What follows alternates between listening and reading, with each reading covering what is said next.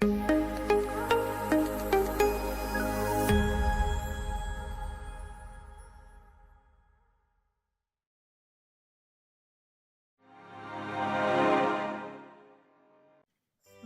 to Diversity, a conversation where we talk about all things diverse, about culture, about people's lives changing, and about corporate leaders and how they have become the visionaries that they today are. This is a podcast brought to you by the Confederation of Indian Industry and Avtar Leaders in Workplace Culture and Inclusion. I am thrilled to have with me here today Mr. Ramesh Ramadurai, Managing Director, 3M India, and Executive Director, and someone that I have known for a very, very long time and always wondered about his career. Now, we have him here on the hot seat today, and we are going to make sure that he answers a bunch of questions about his career, his tenure at 3M, and everything about culture, people, and all the work that he does. Welcome to the show, Ramesh. It's great having you. Thank you so much, Saundarya. It's a pleasure to be here with you as part of the podcast, and I'm looking forward to an extremely engaging and energizing discussion. Thank you, Ramesh. Ramesh, I'm going to start off by calling you, a dinosaur. And I hope you don't mind that. And the reason I'm doing that is because you are this amazing professional who has spent all of almost 35 plus years in an organization, the same organization, and you have actually been someone that has literally risen from an entry level position all the way to becoming a managing director. My God, that's just so amazing. And the reason called you by the name of a dinosaur is because your species is almost extinct, Ramesh. Where do we find people like you who have been able to actually, build a career ground up with everything that they can and literally rise to the fullest of the potential that an organization can offer them? It's just simply fantastic having you here and really want to understand how this has been possible. Over to you, Ramesh. Yeah, I'm probably the last batsman for the dinosaurs living. so, so with this, probably we'll get all out once I retire from this. Oh, But jokes apart, I think it goes both ways. Uh, one is I've been very fortunate to work for a company which has given me so many different opportunities over the course of my career. So therefore, I've not felt the need to, explore something outside. The other, of course, the less charitable version that I hear from friends is I've become unemployable. So I just stay where I am. So that is the other, unfortunately, less charitable version of why I might have done what I've done. But I've been super fortunate to have these opportunities with 3M, and I think and hopefully I've been able to make some contributions along the way. come on. I think that was very humble and very understated of you to say that. Ramesh, you've heard of this concept of Sharma ji ka beta, right? Where, you're constantly compared to the neighbor's kid. And, somebody will point out to that neighbor's kid and say, look at Sharma ji ka beta. He's done this. He's done that. He got into IIT. He got into IIM. He did all of this. I think you are typically that kind of a Sharma ji ka beta because you've literally ticked all the boxes that a kid, growing up at the time that you did, the mid 80s, the early 80s and mid 80s, when you were, doing your BTech and then doing your, your master's in management at IIM. I think you have done really everything in the right way possible. Now, while academic excellence or academic, brilliance is something that definitely every family, every mom, every dad wants for their child. To be able to do that requires a tremendous amount of focus, especially during those times, the early 80s, the late 70s, early 80s, mid 80s, because I don't think the kind of ecosystem that exists today, which actually really pushes and helps children to achieve and guides and sort of creates a path for them, that didn't exist back then. So this academic pursuit, very successful pursuit, and being that what can we say, the blue-eyed boy of parents doing the IIT and IIM thing. How did that happen, Ramesh? Yeah, I think you're giving me a lot more credit than probably what I deserve. But I'll tell you, sometimes I probably jumped into something I had no idea what I was letting myself in for. I'll tell you what I mean by that. So when I was finishing up my 12th or pre-univ at that time, pre-university program, I was fairly Yeah. set on becoming a commerce graduate and then, following that path wherever it took me. But then I was told by a cousin of mine saying, why are you doing that? I think you should pursue engineering. So I made a switch in my direction at a fairly late time, maybe class 11 or thereabouts, because then you had to take as a pre-university, you're going for your physics, chem, math, etc. So I made a decision to pursue this at a rather late stage. So I didn't know at eighth grade or ninth standard or whatever saying that I'm going to pursue a career in engineering. Uh, so I think it was a late decision, and I clearly didn't know what I was letting myself in for. And I should thank the times then because the competition was a lot less intense, I guess, to get into the IITs, and the whole factory of JEE prep schools were not there at that time. I mean, there were a few, but very very limited in number. So I think maybe it was a less competitive era, whatever it is. So I was very fortunate again to get through. So yes, I don't think I set out to tick all those boxes as you described them, but in hindsight, in the rearview mirror, yeah, a few boxes got ticked. Maybe a few did not get ticked. Yeah. I can imagine. Ramesh, you grew up in South India. You grew up in Tamil Nadu. I think you are from Trichy, if I'm not mistaken. And then you have joined, a classic American organization that really stands for globalization. It stands for innovation of every kind, which reaches every corner of the world. And you have yourself worked in at least 5 or 6 geographies during your stint with 3M. Um, this, a boy from rural Tamil Nadu, or even, you can call it suburban Tamil Nadu, who then gets catapulted into a world which is completely different. How did you find that change? And was it natural? Were you able to handle it very comfortably? Did you find it difficult? Were there challenges? Could you share a little bit about that? Yeah, sure. I, I, I mean, I was born in Chennai, so I was I say I belong to Chennai. Of course, I've been living in Bangalore now for many years. Uh, Okay. but then now I did my schooling pretty much in Tamil Nadu, like you rightly said. I've studied in Chennai, I've studied in Vellore, I've studied in Coimbatore, I've studied in Trichy. So I think every 2 to 3 years I would be in a different school. So if you look at my 11 plus 1, 11th plus 1 year of pre-UNIF, I probably was in 7 different schools and colleges over the course of those 12 years. 12 plus, of course, whatever was there pre first standard. So it is a constant change, right? Every 2 or 3 years, you are adapting to a new environment. You are adapting to a new set of friends, or trying to get into new networks every few years.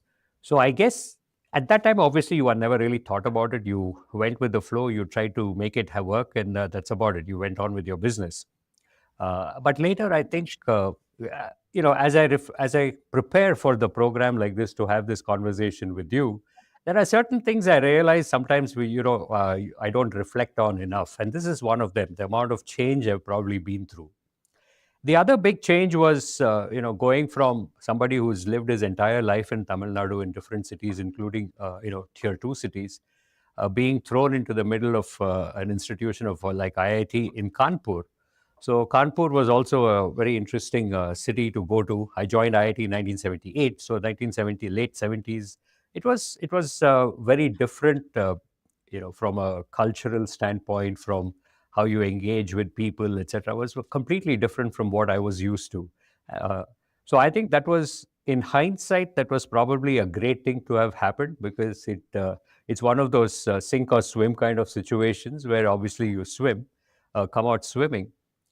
And also, you found that language was a huge constraint for me because, like most school kids in Tamil Nadu, many school kids in Tamil Nadu at that time, I attempted to learn Hindi, but I never really did that. So by the time when I was thrown into Kanpur, I mean, most of my batchmates, and it was more Hindi speaking. The folks, a lot of the students came from the northern belt, or maybe a western area. The representation from the south was somewhat limited at that time. So you learnt a lot. I mean, you learnt a lot, whether you realized it or not at that time. You learnt a lot about, being in an environment where you were in the minority. You're trying to build your networks, learn how to engage with people who come from completely different backgrounds. I think it was a real coming of age moment, I think. So relative to what I experienced in IIT, I think IIM was, it's more of it is much more easy by that time. I think we had all grown and matured a little bit. I wouldn't say fully matured, but certainly matured a little bit after the 5 years at IIT. So I think IIM was less adjustments than we had to do probably at IIT. Uh, Go And ahead. you did both at a stretch, is it, Ramesh? You did No, IIT and then straight away went into IM? no, I worked for a year in between. I was in ONGC, so I did my ONGC Okay. stint between IIT and IIM. And I do have to say that that was another incredible experience that I had. It was just 1 year, but most of the 1 year I was working offshore production platform. So it was Bombay High. So we used to go to Bombay and then flown to the middle of the wherever the platform was located, outside Bombay High. And then it would be 14 days on, you're working on the platform, and then 14 days off. Then you go back home for 14 days.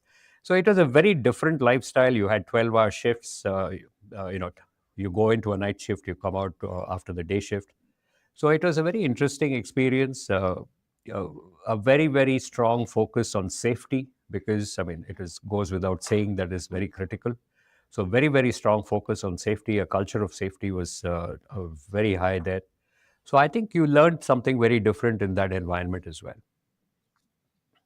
And then the MBA bug, was it something you wanted to do because many of your friends were doing it, or was it something that you felt, again, was there a cousin or a mentor who kind of guided you into that decision? How did that happen? That was more, I think, from friends. It was, I think, the cousin had probably done his job pushing me in a particular direction.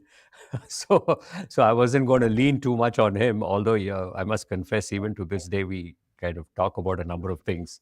Uh, but yeah, I think it is very clearly more to do with influence from friends and peers. Yes.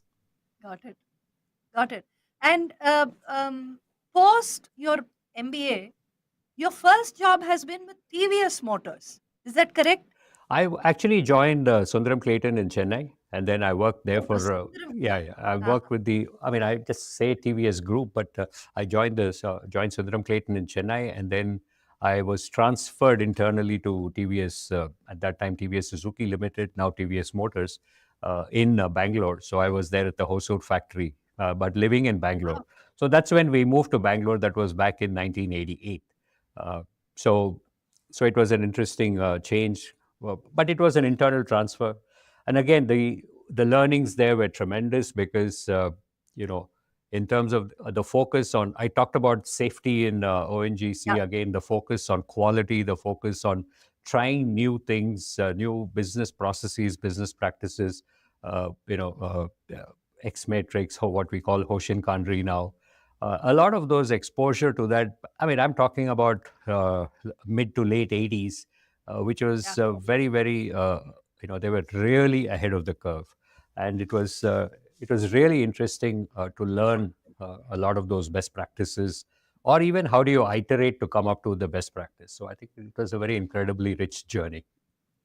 The point of safety that you're mentioning, I think that's a very important thing today, and it doesn't restrict itself only to the physical safety that we speak about. I mean, we used to have this concept of EHS at that time, environment, health, and safety.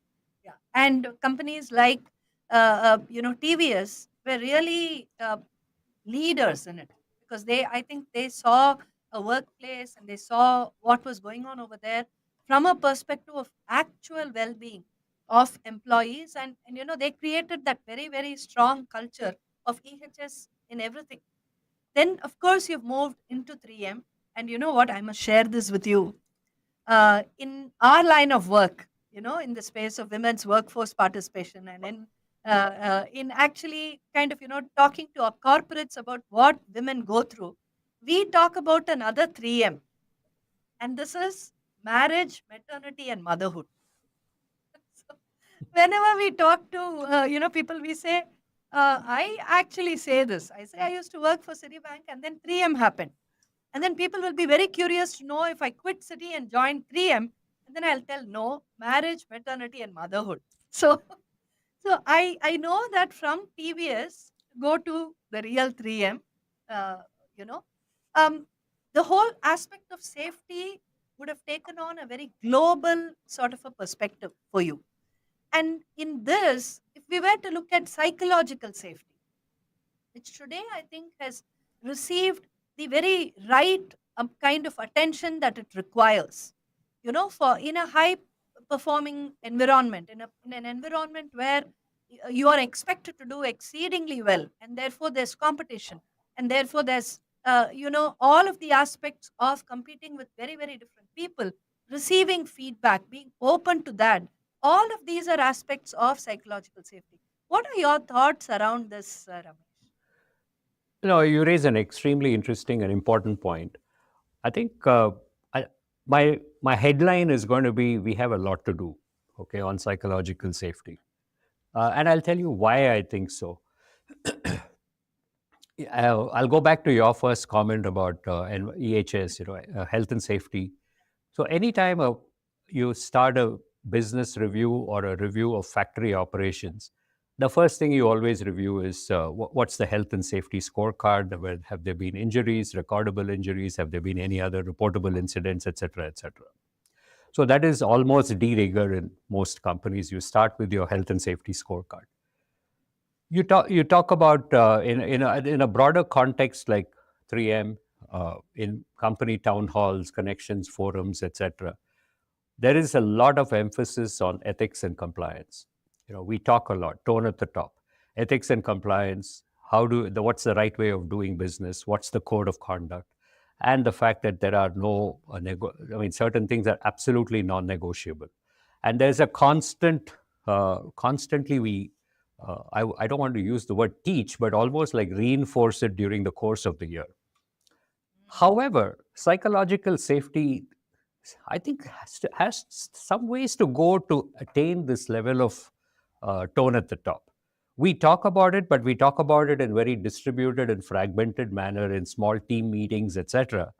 But do we have the same, undiluted, strong focus as we do with, measuring a health and safety scorecard for factories, or talking about ethics and compliance at the company level, the code of conduct? We don't. My personal view is we don't do that, and we could do more. Uh, and I think the issue is we can start by doing, what we call tone at the top. I think we can do more of that, talking about psychological safety, because I absolutely agree with you. And it's so critical for people to feel safe, people to contribute, and people to be in an environment which is positive and vibrant. But then, why are we not doing it in a more systematic manner and in a more powerful manner? That is why I started my headline by saying that we have a lot more to do. Let me pause there. Got it. Yeah. No, no, Ramesh, thanks. And I think what you are actually sharing with all our viewers is a very crucial point that at the leadership level, at the executive leadership level, it is so crucial to emphasize safety. And I think a workplace which is so diverse today, it has such a mix, very glorious mix of very different kinds of people who come in pursuing careers. Some come because they fit the role, some come because they're passionate about working for a company, which is almost synonymous with innovation. That 3M is, I think, enabling everyone to become a cohesive, uh, uh, culture, somebody who actually feels that they belong within the organization. I think that is crucial for the success of everyone. If you were to break down psychological safety, one would say that it's about the ability to openly express views. It's about knowing that if you were to say something to your manager or your leader, then that is taken in the right spirit, and that you are actually coached as to how feedback must be given and received. And all of this put together create that aspect of psychological safety. So at 3M, how does this actually sort of break down on a day to day level, Ramesh, at 3M? So there are many ways we do this, but maybe I can share a personal example, couple of examples of Yes, what I've been through. This was during my time in the Philippines. I was there in the 3M Philippines as the managing director. I, discussing with our teams, I generally have a habit of, rolling up my sleeves and getting into the problem a little bit. I mean, if there is an issue or problem, or you're discussing, go to market strategies or whatever. So I like to get fully engaged, ask questions, and in the spirit of learning, not in the spirit of reviewing. Okay, but that spirit of learning and also therefore making contributing something back, that was in my mind, but I don't think it was received the same way by folks on the other side, because they thought I was being critical. And sometimes have a tendency to ask these rapid fire questions, so which means that, and then what it struck me was, even though they're very fluent in English, some of them literally went through a translation process. They hear me ask the question in English, then they go through a quick translation in Tagalog, and then I didn't realize this. Someone came and told me about it. They said, "Look, Ramesh, you might think that we don't think in English. We may be fluent to speak, but that's more social conversations. Okay, not all of us think in English, so we do go through this process of translation." And so when you keep asking us questions at this pace, we get we get psyched, to be colloquial about it. Uh, and Absolutely. then yeah, and then we said, okay, let's all sit down and talk about it. Okay, that to me, that was a eye-opening moment, and I was deeply appreciative of the fact that somebody had the courage to come and tell me that, look, I don't think you're aware of it, it's your blind spot. Okay, and eventually that goes to psychological safety as well. The same thing happened when I was living prior to coming back to India in 2019. I was living in Shanghai for 5 years, having a responsibility for Asia Pacific for one of our businesses. So it used to be similar situations when I traveled in Japan or Korea. I had to Mm-hmm. remind myself, I'm the minority there. Okay, I am the minority who cannot speak Japanese or Korean.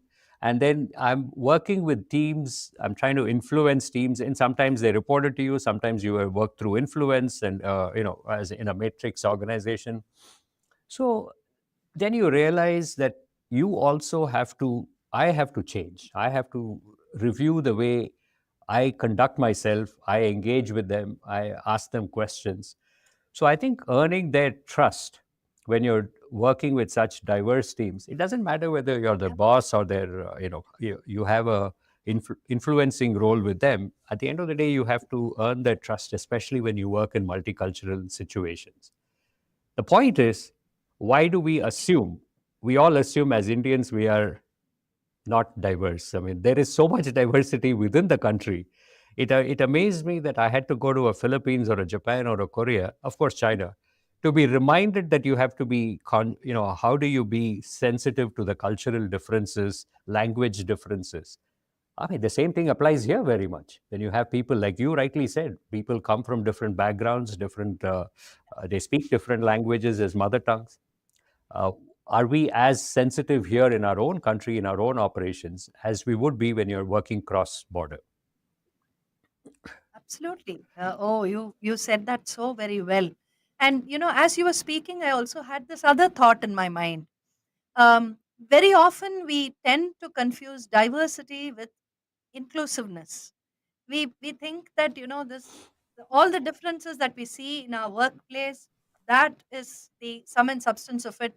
Just the fact that we have attracted very, very different people to our workplace, means that we have kind of done a good job of it. But then it hardly ever is the end of a cultural pursuit.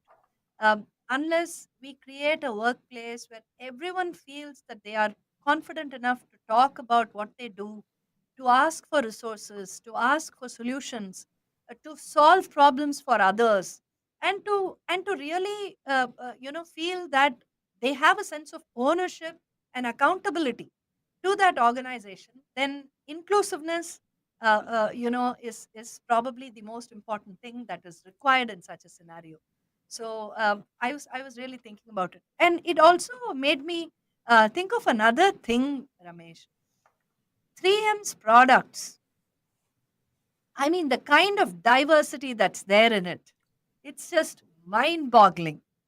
uh, we have everyday products. We have products that are absolutely special, which you use in many, many different kinds of industrial situations.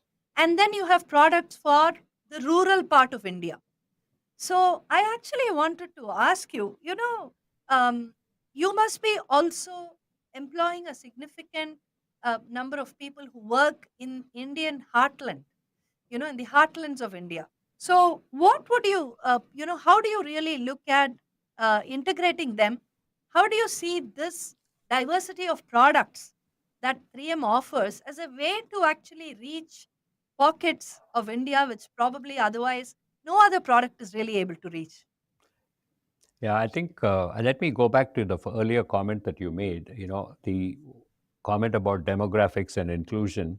I completely agree with you that just the diversity in demographics is no guarantee for inclusion. They're just such separate issues, and you just have to work uh, intentionally and that much harder to make sure you create that environment of inclusion, and which is what we try to do here in the company through various programs, employee resource networks, etc. But it's something that we have to keep working at. I mean, it's never a done deal. You can never declare victory. There's always progress to be made and more to be done. In terms of the diversity of products that we have, I mean, that's a great strength for 3M. But Yes. the other thing also is the beauty in how this comes about is also important, because we have about 49 core technology platforms, whether it's adhesives or abrasives or nanotechnologies. I mean, different kinds of technologies around materials, processes, etc. But the beauty of the product portfolios, or the what you see as a diverse product portfolio, is how do we combine a couple of different technology platforms and create a product, and then how do you extend some of those technologies for use in multiple market segments? So, what could be seen as a product technology that we have may be used in automobiles, in Hmm. manufacturing of vehicles. The same thing can be used in respiratory products. The same technologies, Wow. similar technology, can be used in.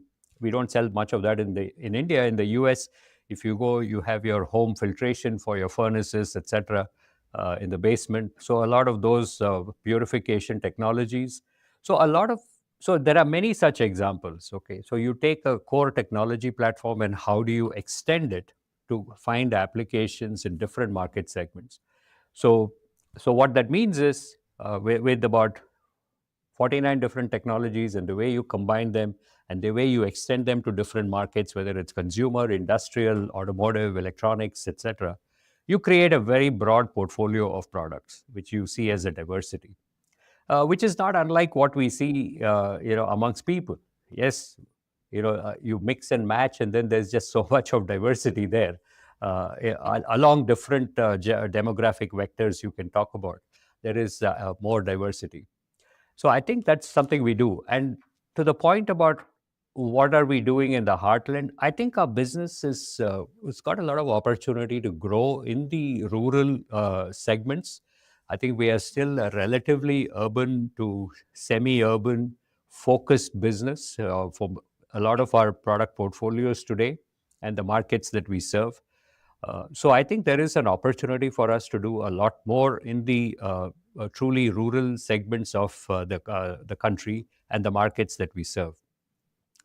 So I think that's something we are looking at, and we'll have to probably extend that as we go along. Thank you. This has been such a fun, such a fantastic conversation, Ramesh, and with so many insights for a wide range of our audience. So We are now, sorry, go ahead. I was going to interrupt you and just say that, hey, you've been firing these questions at me, and I can't lose the opportunity to, I'm here with such a well-known personality. You've been the author of a couple of books. So I was always intrigued by the book that you wrote, Conversations with a Career Doctor. I love the way you phrased it. You titled the book. I'm curious to learn from you. What are the kinds of themes that you come across most frequently and commonly when you? I know you work with a lot of women especially for their second careers and so on, return to work. So, in conversations with a career doctor, what are the most common themes that you have encountered? Oh, thank you for that question, Ramesh. And, conversations with a career doctor uh, is really the sum and substance of uh, a great part of my professional life.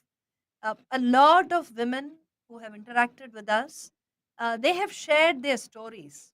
They have like literally told us everything that was going on in their life, which led them to either a career fork or the fact that they chose to off ramp, just step off the career track.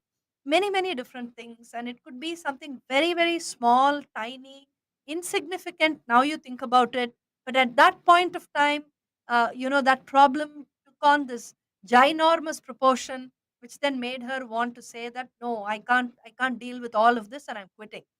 So, what we really wanted to, say via this book, what I really wanted to actually share via conversations with the career doctor was um, to talk to the Indian woman professional, who's a who's of course a very unique specimen, because she is somebody that whose career is not just dependent on her. Her career involves everybody. It involves her family, it involves children, it involves extended family. It involves a whole bunch of things that go together, that come together to actually make her be who she is at work. And I think that complexity is something which has not changed over the years, Ramesh. It has not changed over the generations. In fact, I would say it has only gotten more complex today. So when I wrote this book, which was last year actually, I was really looking for answers to many of the questions that women of younger generations were throwing at me. So while we began this work in the year 2000, and we are going to complete our silver jubilee end of this year, uh, we kind of started with the belief that women who take a break in career, they're returning into the workplace. It's a question of a skill match, a mindset match, and a culture match with the organization. But we realized it's not so simple. The whole conversation around work life integration, for instance, that is something which today has taken on a very different hue. Yeah. Today, women are actually finding it so difficult to integrate work and life despite technology being such a big enabler. And this wasn't even the case, back when I took the break myself. So it really made us, think long and deep on what should we tell these women? Should we actually tell them, pursue your career at any cost? Or should we tell them, this is a way in which you can do it, and here are some solutions or some suggestions? And that's the route, I have taken in conversations with the career doctor. So we have taken these 26 stories, Yeah. and in each story, there is a central figure. There's a woman, and she is the primary character over there. But it's not just about her. There are other women too who feature in each of those stories. And every single one of these women, and I think we would have covered at least about 200 of them during the course of the entire book, they're all real life characters. They're all real people who have interacted with us, came to us for counseling, came to us for clarity with regard to what to do in their careers, also asked us, to place them in organizations. And we took these stories, we created, this 26 chapters of, in fact, the original title for Conversations with the Career Doctor was 26 Conversations with the Career Wow. Doctor. And we thought we could, actually share what did these women do finally. I mean, what you have done there is excellent, and I can relate to a number of the things that you said, because not just through in our own family, plus friends who've gone through these situations, and it's incredible. I mean, some of them pivot to different careers, so second different Yeah, careers which are very different from what they might have pursued before the break. absolutely. That's again goes back to privilege. Do you have the ability and the freedom to do that? With enough of a kind of, even if something didn't work out, you have a safety net. Yeah, yeah. It's a very complicated topic, and thank you so much for Absolutely. sharing it. Yeah. No, no, thank you so much. And we are here at the rapid fire round. Oh, So, the first question: what's the biggest challenge you ever faced as a leader? gaining the trust of the diverse teams that I work with. It's not very intuitive, especially when I was working with teams in different countries. How do I gain the trust of those employees? Because, I mean, what's in it for them? They probably think Yes. I'll be in that role for 3 years or 4 years and move on. But how am I going to help them? What's in it for them? How am I going to help them improve their results, business results, or whatever priorities we were working on? I think earning the trust, I think, was my biggest learning from all of those experiences, number one. Fantastic. And number two is, I should say that, look, when I look back now, as a dinosaur, I won't let you forget that. as a, Sorry, Ramesh, come on. no, no, no. As a dinosaur, when I look back, you know, I don't think there have been any challenges they might have seemed big at that point in time, but now, when I look back with the benefit of time, I mean, they were all relatively minor ones. I mean, yes, we all go Yeah, through being in situations we did enjoy, or a couple of bosses we probably wish were a little different, but they were not career threatening or mental health impacting type of challenges. So I think I've been quite fortunate, but I also want to let your viewers know that some of these things may seem absolutely severe in the heat of the moment, but when you reflect back, you realize that, look, in the larger scheme of things, it's a minor pinprick. fantastic. Thank you. That's really, really useful. Thank you. Next question. How do you unwind after a challenging day? Oh, What do you do? mine is very easy. I love to go be outdoors. I love to go for a walk. I love to spend some time in the gym. I just try to keep it to 4 days a week if I can, if I'm not traveling, etc. What I don't do very well is when I'm traveling. I mean, I know people who are extremely methodical about it, even when they travel, but I'm a little less methodical when I travel. So, but when I'm in Bangalore, I try to make sure I'm out there in the evening, either a walk or go to the gym or both. Super. Um, Final question. The best piece of advice that you have ever received?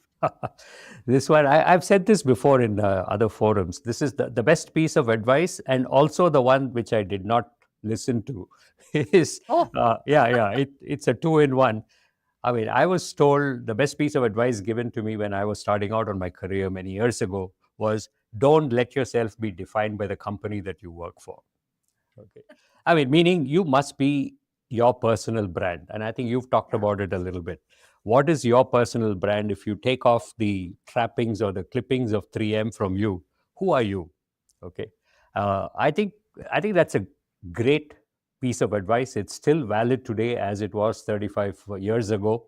Of course, I've been guilty of not doing much about it, but that's something I remind our teams also, saying that, look, you have to have interests. You need to be, what is your brand? What do you stand for?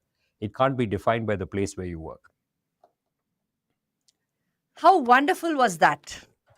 Thank Thank you you. so very much, Ramesh. And I must say, this was such a breezy, interesting, wonderful, deep conversation. I'm sure our viewers have lots to mull over when they hear you, and I'm sure they're going to come back, to deep dive into a few of those statements that you made, so that it gives them a greater clarity when they are upon the cusp of a decision. Thank you. Thank you. Thanks so much. Yeah, thank you so much for having me, Saundarya, and I thoroughly enjoyed the conversation as well. Thank you. Thank you so very much. Viewers, this was yet another episode of Diversity, brought to you by the Confederation of Indian Industry and Avtar Leaders in Workplace Culture and Inclusion. We had a fabulous conversation with Mr. Ramesh Ramadurai, Managing Director of 3M India and Executive Director, and someone who actually gave us so much to think about. Stay tuned for more episodes like this where we talk to more leaders. Thank you.